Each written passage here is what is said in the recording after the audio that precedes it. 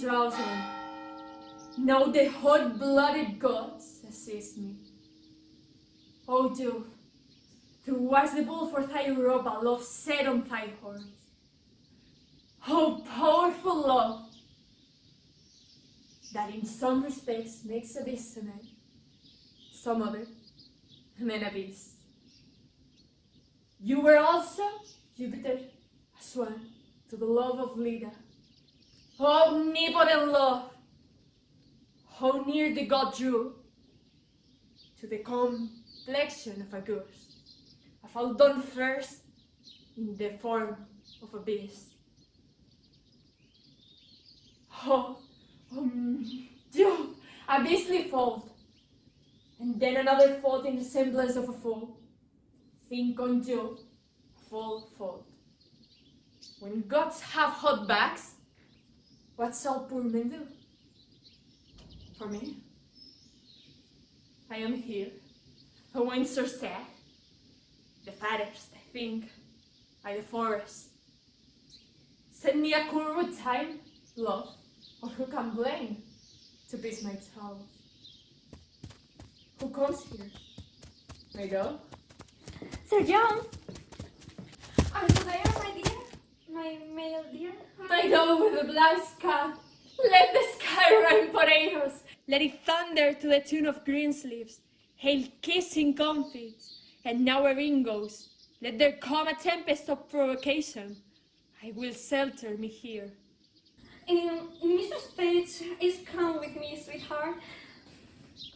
Oh. Divide me like a brickbat. It's a hunt.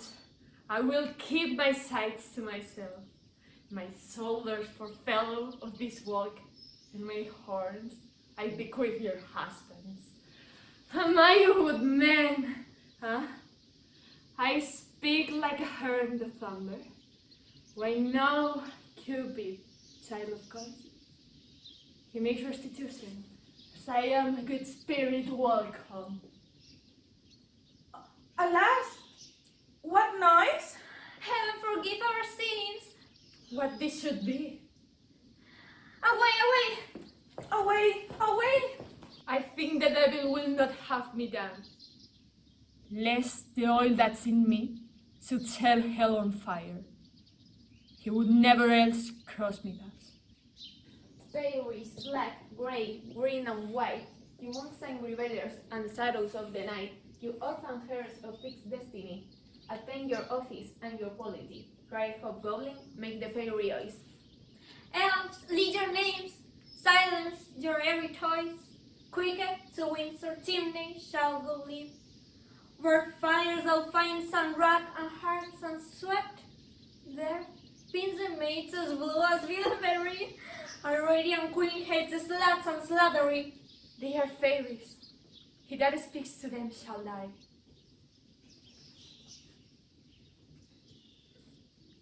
I'll wink and couch.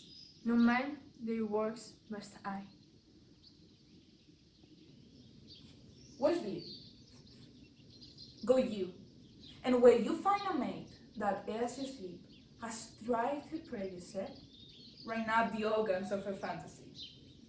Sleep she as sound as careless infancy. But those asleep and think not on their sins, pinch them, arms, legs, backs, shoulders, sides, and shins. About, search Windsor Castle elves within and out, strew good luck oaths on every sacred room, that it may stand till the perpetual doom. In state as wholesome as in state is fit, worthy the owner and the owner it. The several chairs of order luxurious cower, with use of band and every precious flower, each fair installment, coat, and several crest, with loyal blossom, evermore be blessed. And nightly meadow fairies look you sing, like to the garters compassed in a ring. The expressor that it bears, green let it be, more fair still fresh than all the field to see, and only so it qui mali pense bright. The emerald tufts, flowers purple, blue and white, like sapphire, pearl and rich embroidery, buckled below fair knightwood's bending knee. Fairies use flowers for the charactery. Away, disperse, but till this 1 o'clock, our dance of custom round about the oak of Herne the Hunter let us not forget. Pray you, lock hand in hand yourselves in order set, and 20 glow-worm shall our lanterns be, to guide our measure round about the tree. But stay, I smell a man of Middle Earth. Heaven defend me from that Welsh fairy, lest he transform me to a piece of cheese. Vile worm, thou wast overlooked even in thy birth. With trial fire touch me his finger end. If he be chaste, the flame will be back distant, and charm him to no pain. But if he start, he's the flesh of a corrupted heart. A trial! Come! Come, will this wood take fire?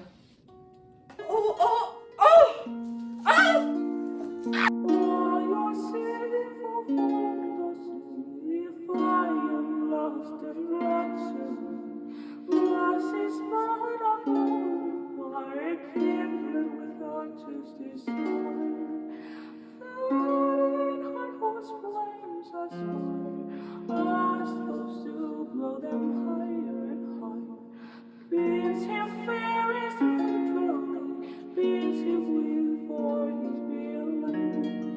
Paint him and burn him and turn him about, till candles and starlight and moonshine be out.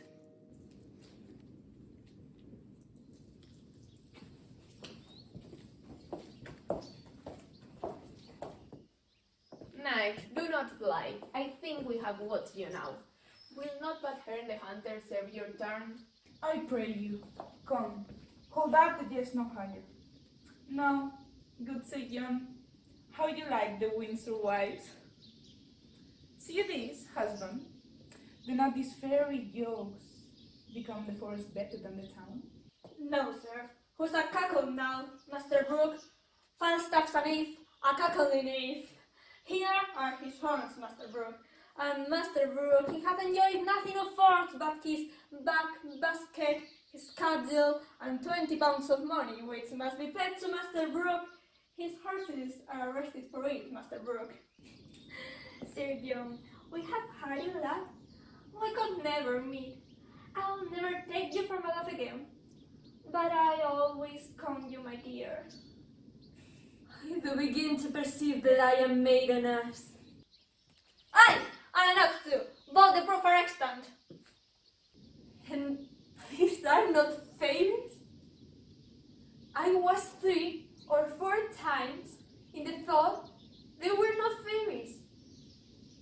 And yet the guiltiness of my mind, the sudden surprise of my powers, drove me the grossness to the forgery, into a received belief in the spite of the teeth before rhyme and reason that they were fairies. Do you know how wit made a jackalen when this upon ill employment? Sir John Falstaff, chef God, and leave your desires, and fairies will not pinch you. Well said, Fairy Hip. And leave your jealousies too, I pray you. I will never mistrust my wife again, till thou were able to woo her in good English. Have I laid my brain in the sun and dried it, that it once mattered to prevent so gross of reaching as this? Am I ridden with a waist of coat too? Shall I have a cock's comb of frizz? This time I was choked with a piece of toasted cheese. Cheese is good to give butter. Your belly so butter. Cheese and butter! Have I lived to stand at the town of one that makes flitters of English? This is enough to be the decay of lust that and walking through the realm.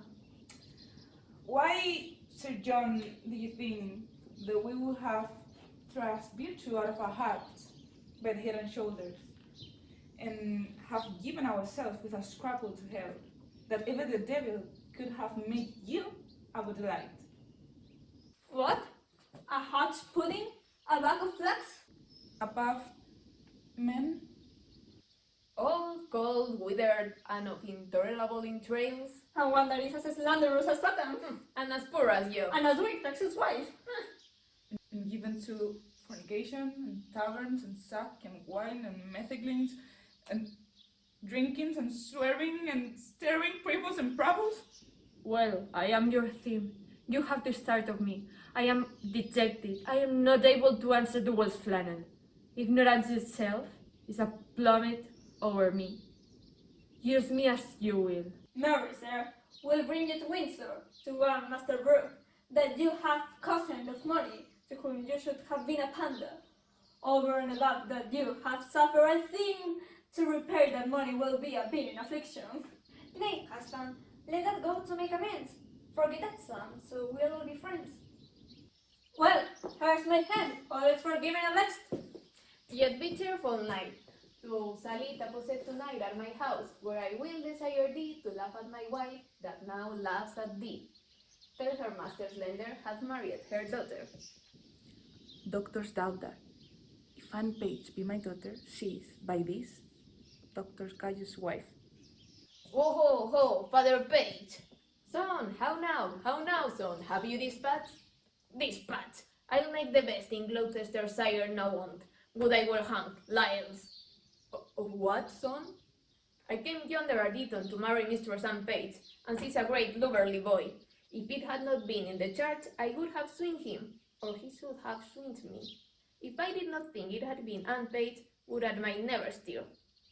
And it's a postmaster's boy.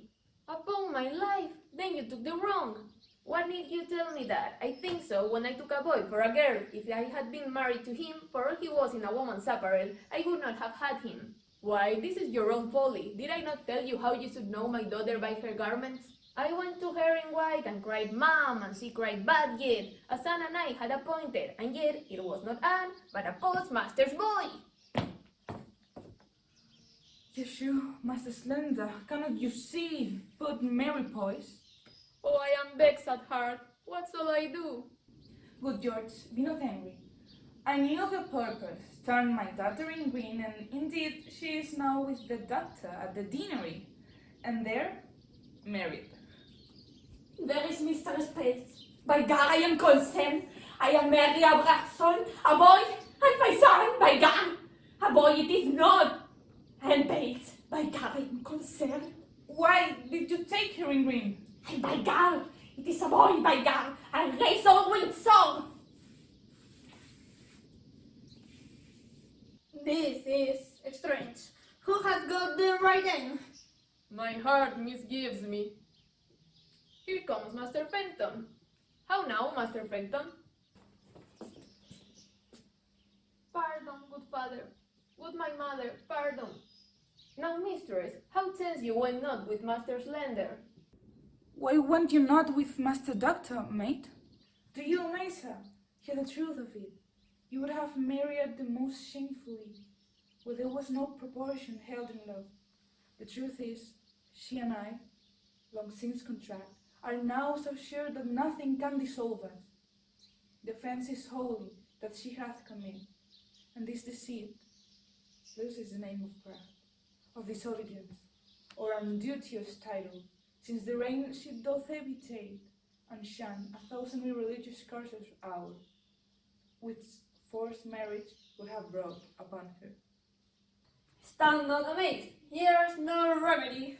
In love the heavens themselves do guide the state. Money buys lands and wives are sold by fate. I am glad, though you had done a special sign to strike at me, that your arrow had glanced. Well, what remedy? Fenton, heaven give thee joy.